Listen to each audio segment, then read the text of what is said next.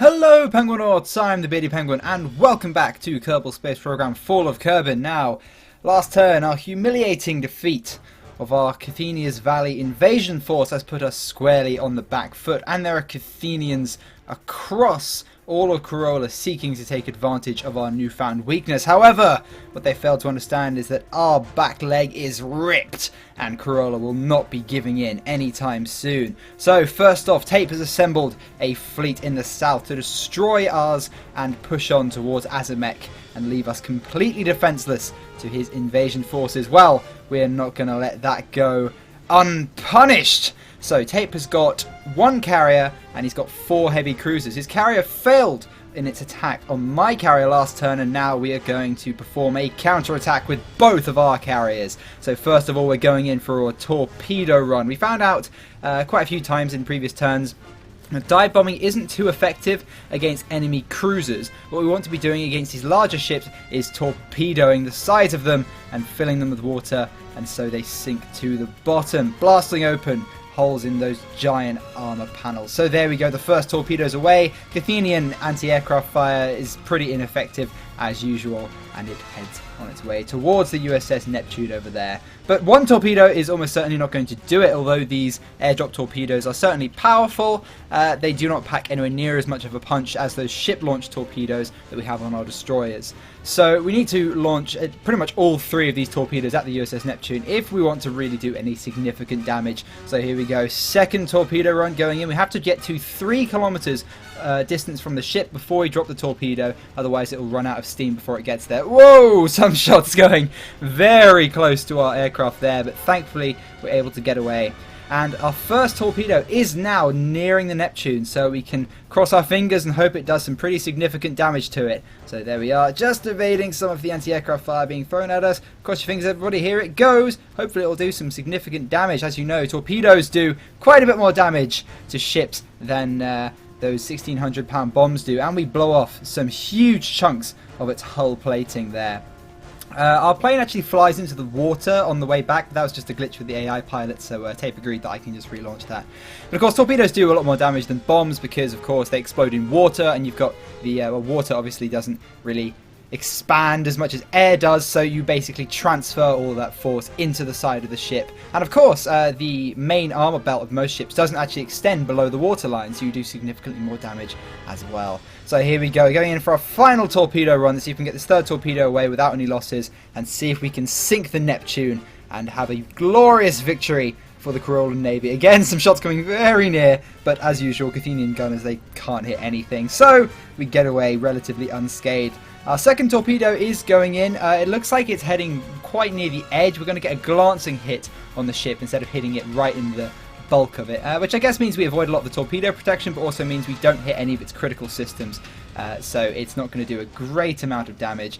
As you see, it goes in and it explodes rather harmlessly on the bow of the ship just over there. So now all we have to do is wait for our third torpedo to make contact. So there it goes, heading straight towards the Neptune. We've done some pretty crazy damage already, and wham! Look at that, we rip off another chunk of armor plating and it starts taking on water fast. However, it wasn't quite enough to sink it. Thankfully though, we've got another carrier which we can launch an attack from. So this time we're going to outfit our squadron with 1,600 pound bombs because we want to take out the USS Jupiter, Tape's carrier, and of course carriers are exceptionally vulnerable to dive bombing, as the Japanese Navy certainly found out at the Battle of Midway. And of course, now we've blown open the decks and the armor plating of the USS Neptune, a bomb into the internals of that ship should finish it off. So we're just doing a level bombing run on the Neptune. We don't really need to risk our aircraft in a dive bombing attack because it doesn't need to be too accurate. We just need to get it into the side of the ship where its internals are very, very exposed. So there we go, as usual. Anti-aircraft guns not really doing anything. We fly out of range before they really take any shots at us whatsoever. And that bomb's looking pretty good. We're just going to check that we're getting away. Okay, it's heading towards the Neptune. We're going to swap to the Neptune. And there it goes. Whoa! Now that is the kind of explosion I've been waiting 7 turns of World War II combat to see. The Neptune completely obliterated. And of course, we've got 2 more 1,600-pound bombs where that came from. So this time we're going after the USS Jupiter. This is now our primary target. If we can take out Tape's carriers, then his fleets are going to be completely vulnerable to our future air attacks in subsequent turns. So here we go. We're dive bombing this time because we need to be quite accurate. We want to get a bomb right down through the deck and take out the USS Jupiter. Carriers, they're pretty big targets, so considering we took out all of Tape's aircraft with our anti-aircraft guns last turn, it's completely defenseless and it's just a massive sitting duck. So we drop our 1,600-pound bomb, make ourselves scarce before the anti-aircraft guns can really make too much of an impact. And there we go, it's going in, it's looking good, it's looking good. Oh! Devastating hit straight through the deck of the Jupiter and exploded inside its main hangar. Look at that! Explosions just ripping through the ship and it begins to sink. We swap to the USS Rapier and the entire ship just explodes. Another crippling blow dealt to the Kerthenian Navy by the Fleet Air Arm. It's certainly recovering its reputation after the rather lackluster attempts to bomb ships in previous turns. But we still have 1 more bomb to drop. We don't have a damaged cruiser like the Neptune or a massive sitting duck like the Jupiter to bomb, but we have another bomb, so we might as well drop it. We're not going to take too many risks. We're not going to dive too low or anything. We don't want to spoil today by losing an aircraft. We've had an amazing victory over Tape's southern fleet here. We still don't have naval superiority, of course. We're still quite heavily outnumbered in the ACR after our rather terrible defeat at Osiris Fortress, but we're starting to actually equal out the numbers and certainly inflict some pretty catastrophic losses on the Kerthenian side. So there we go, the bomb's going in. We don't dive too low, we don't try and get a bomb on too accurate, and we do just miss it, and it damages the superstructure slightly, but no significant damage. Still though, we destroyed 2 very expensive ships, and Tape is certainly going to feel that. Anyway, we've got an invasion to deal with in the south. Tape has planted 4 medium tanks and a light tank squarely on my southern forward operating base. And yes, it is my southern forward operating base, Tape. It's not yours. So what we're doing here is we're attacking with 3 Vulture ground attack aircraft, and we're trying to bomb out the anti-aircraft guns because Tape actually only has 3 20mm emplacements. And we found that in previous turns, Tape's medium tanks are extremely bomb-proof. However, what they haven't proven themselves to be is gun-proof. We have our 23mm cannons on 2 of our aircraft, and then we have one with its normal 50 cals and normal bomb armament. So we're dropping bombs on the anti-aircraft guns, because if we take those out, we can basically do strafing runs on the medium tanks without them harassing us whatsoever. So there we go, we do actually miss our first 2 bomb strikes. Level bombing in these Vultures, we've never been particularly good at it. We're pretty good with the Fleet Air Arm with level bombing stuff with 1,600-pound bombs, but no, we need to dive bomb with these aircraft really. But there is actually an S-11 Buzzard Interceptor flying about, and we can't let this thing gain any kind of altitude advantage over us because it's crazy maneuverable, and our only advantage is the fact that we start at a higher altitude. So we're going to dive on it and dispose of it before it can really provide any kind of significant threat. It has got 20mm Hispano cannons, so those are pretty deadly. We want to get rid of it before it does anything. And there we go, we dive straight in, rip off a wing, and we dispatch it before it really puts up much of a fight. We almost stall the plane in trying to get out of the dive there, but there we go. Disposed of rather easily. Kerthenian pilots, just not made of stern enough stuff. Anyway, here we go. So we've got 2 more attack aircraft. Our wingman actually drops a bomb, which is surprising. The AI guard mode doesn't tend to do that unless you drain all the ammo out of the guns, but no, it does actually do it. So he drops a bomb, and then we're going in for a dive bomb attack.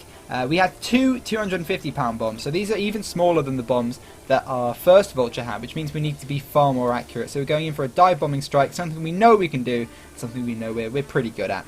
So there we go, we're waiting until the very last moment to drop this bomb. We want to make sure it's accurate. We do not have bombs to spare. The first bomb for our wingman misses by a country mile, so we really do need to be hitting. We've only got 2 bombs left, and after this one takes out this emplacement, which thankfully it does actually hit it, we've got 2 bombs and 2 emplacements to kill, so we can't afford to be missing anything. So I'm not going to let the AI guard mode do any more bombing runs.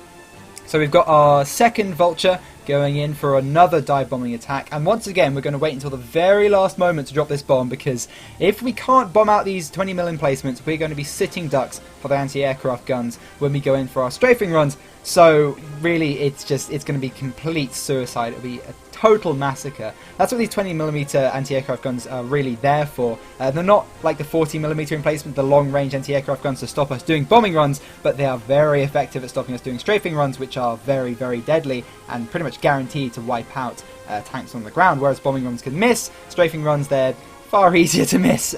And there we go. Thankfully, we do actually hit it. The thing is, though, we aren't actually destroying the guns. The 250-pound bombs aren't big enough to destroy the 20mm emplacements. However, they are blowing off all of the ammunition stores, which explode rather easily. And because of that, once they've fired a few more shots and they've got through the ammunition they've got loaded, they don't actually have any ammunition left. So that's actually the case with all three of these guns. We don't destroy them, but we do actually destroy their ammunition stores. So once they've fired a few more shots, as you see that one we bombed before is still firing, they actually expend all of their ammunition, and then they are completely useless in the fight against us. See, we swapped to one just about now, just to try and check on them, and sure enough, yep, all the ammunition's blown off, and they are completely useless in defending against our strafing run. So our first target is actually this M3 Minotaur, because it's got a 20mm anti-tank gun, which could be quite deadly, but unfortunately we get hit by a stray 76mm tank cannon. What the? Tape hits us with a 76mm anti-tank shell. That's just absolutely crazy. I mean, I was a bit stupid in that strafing run. I went straight in, I took out the tank, and I continued in the strafing run, flying in a straight line, so I was a sitting duck. This time I'm not going to be quite so stupid. So there we go, we make ourselves a difficult target, we fly about, and these guns are not designed to take out moving targets whatsoever. So we dispatch the first of the C2 Centaurs. Ha! Not looking quite so indestructible now, are you, Kerthenian scum? We do actually put a few shots onto that supply truck there with our 30 cal tail gun. By fitting a 30 cal tail gun, however, we actually saved enough armament points to allow us to have 2 boxes of 23mm ammunition on this plane, which means we can keep going at this pretty much all day. This time, however, we're going in for the supply unit first, because some of these shots are getting pretty close to our aircraft, so if they do actually shoot us down, we don't want Tape to be able to repair any damage that we do to his tanks. So we're going for them because they're just easy unarmored targets. And there we go, going for another C2 Centaur, and a shell actually bounces off of our tailplane, and I don't need to be told twice to GTFO. There we go. So we've taken out another C2 Centaur and one of Tape's supply units, and we've bounced a 76mm cannon shell off of our tailplane. Clearly, the Kruolan Stalinium certainly proving its worth. Of course, we don't just put it into our tanks, we put it into our planes as well, clearly. So, we've got 2 more tanks to dispose of, so we're going in for another strafing run. You see a little bit of a pattern here. But this time, I really take too much of a risk. I fly in way too close, and we pay the price. We take a cannon shell right into the heart of our aircraft, and we get blown out of the sky, with 2 medium tanks still remaining. So, thankfully, we have a PT-6 Boa heavy tank sitting at Azimek ready for a counterattack, and we're going to attack our southern forward operating base with no support whatsoever. Thankfully, this is what our heavy tanks are designed to do. We open up with our 50 cal first, but it doesn't really do any damage, so we know that this battle is going to be decided by this monstrous 88mm anti-tank gun. And sure enough, this C2 Centaur takes a hell of a beating. It gives us a hell of a beating. It rips off most of our frontal armor, but we have just enough armor to keep it at bay, to put another shot into it and finish it off. There we go. Just put a 50 cal magazine into Tape's supply unit as well, just in case we can't finish off this final Centaur. I did actually forget to turn off vessel labels here, but after doing those strafing runs, I did actually know where everything was anyway, so I don't think it's too much of a problem. But, you know, Tape, he knew exactly where all my stuff was last turn because he did his attack twice, so let's just consider it evening the odds a little bit. So going up this hill, this 20mm emplacement doesn't pose any threat to us. It doesn't have any ammunition whatsoever, so we can just go right up to it and dispose of it with our 50 cal. Nonetheless, that C2 Centaur is right behind it. It's at this point I realised that I forgot to turn off vessel labels. There you go. But yeah, there we go. We dispose of it really quickly. Even if it did have ammunition, it wouldn't really been able to damage us too much. So we just sort of pause for a bit. Whew. Get our senses together, consolidate our position, and then it's time to make a final run on the last C2 Centaur. We're going to dash in at full speed, which isn't actually that fast in a big lumbering heavy tank, and we're going to try and take it down. So what we do is we open up with our 50 cal to see if we can take out some of its side armor and blow a hole in it, so we can then finish it off with our 88mm. thankfully it misses the 2 shots it gets at us. As you see, it misses the first shot, and there we go! Misses the second shot, and we executed at point blank range with our 88mm. Woo! My heart was beating really fast at this point. I'm really surprised we managed to take on 2 of those C2 Centaurs with a single heavy tank. They've proven themselves to be nigh indestructible. So there we go, our southern FOB placed back firmly in Kruolan hands. So we use a supply unit to patch up the boa, and we use another one to build 3 20mm emplacements. But that isn't all we're doing this turn. We have all our ground launches yet, and we have Osiris Bay to take. Because Tape, of course, committed all of his resources to taking out our attack on Kerthenia's Valley last turn, he left Osiris Bay a very tempting target. So, we're proceeding our invasion with a massive artillery bombardment from 4 of our assault guns, 2 of which have got 76mm high-velocity anti-tank guns firing armor-piercing, and 2 have also got 105mm howitzers. So Tape's actually got some emplacements sitting just outside the city, so we're doing a massive artillery bombardment before we invade the city, just to take those out so we don't have to fight them at close range, because long range is really where these assault guns come into their own. We are actually in range of those guns. I made sure I moved within range of the guns, but for some reason they're not firing at us. It must be the angle they're at. They have to fire their weapons at quite a shallow angle, whereas we can fire ours, since we're lobbing 76 and 105mm shells at them, we can actually get a proper firing arc going, so we can probably fire at them from this hilltop, but where they can't actually fire at us in return. And they're only small anti-aircraft guns anyway, so they wouldn't have posed much of a threat. And once they're dispatched, we head into the city. Invading a city with vehicles without a fully traversable turret is not a good idea. However, Tape has only got a single 20mm emplacement, which we can see there. We just bump into it and then pull back rather quickly now that we know where it is. He's also got a light tank, but it's missing most of its frontal armor, and he has a single 3-inch emplacement sitting the other side of the city. So there we go, we're moving up our forces, and now we know where the 20mm emplacement is. What we're going to do is flank around and take it out before it turns around, because that gun actually turns around pretty slowly, so if we flank around from behind, it shouldn't be able to get a shot onto us, and sure enough, we executed at point blank range with our 76mm anti-tank gun. And there we are. So now what we have to do is find that light tank. That 20mm anti-tank gun can pose quite a threat to us. Oh, and there it is. Okay, so we're not going to overstay our welcome. Now we know where it is. We're going to try and keep it at long range, where its rounds quickly lose penetration over distance. So we're going to try and keep it at long range and take it out with our 105mm. Without any frontal armor, our shell goes right into the tank and it blows it apart, but that gun is still operational. We're going to run towards it at full speed, try and keep ourselves as a moving target so it misses us, and it misses most of its shots, and we execute it. And there we are. We've only lost a few panels of frontal armor.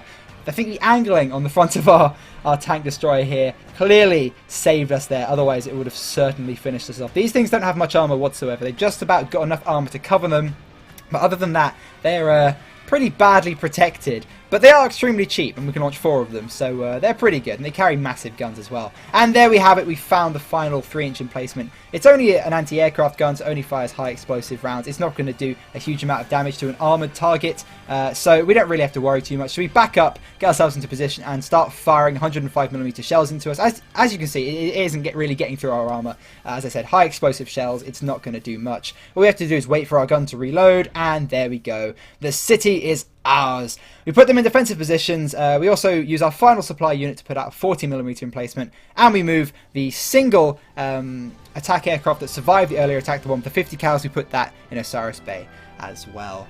However, I'm not an idiot. I do realise that Tape has got a massive fleet that defeated our fleet at Osiris Fortress, heading towards Fengis. So we're sending 2 of our Snares class submarines, now upgraded with 3-inch guns, to go deal with them next turn. We'll probably launch some more next turn, but he has to actually resupply his fleet before it can reach us, so they should hopefully inflict some serious damage on him.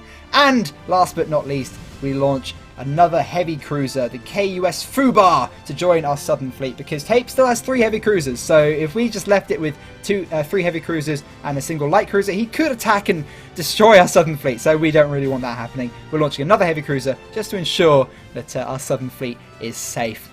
So there you have it, everybody. I hope you enjoyed, and that has been Fall of Kerbin Turn 17. It took a little while to get the video up because I actually have exams soon, so video videos are going to come out less often. I know I was crazy busy before, and now I'm crazy busy again. You're just going to have to deal with it.